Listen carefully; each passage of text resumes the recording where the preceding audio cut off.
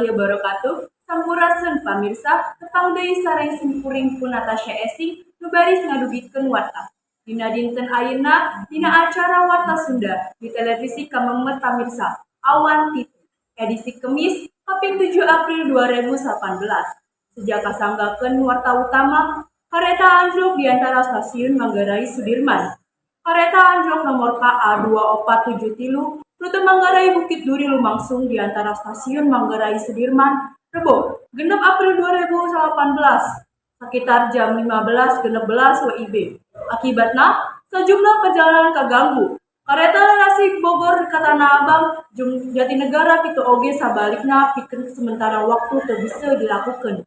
Kareta Narasi Bogor jeung Bekasi menuju ke Jakarta, sebagian kan bisa dioperasikan tepi Manggarai jeung sebagian tetap bisa dilanjutkan perjalanan nepi ke Jakarta Kota. Pamirsa, acara Warta Sunda dina dinten ayeuna dicekapkeun dugi ka dieu. Aya saur ti sepuh kapungkur.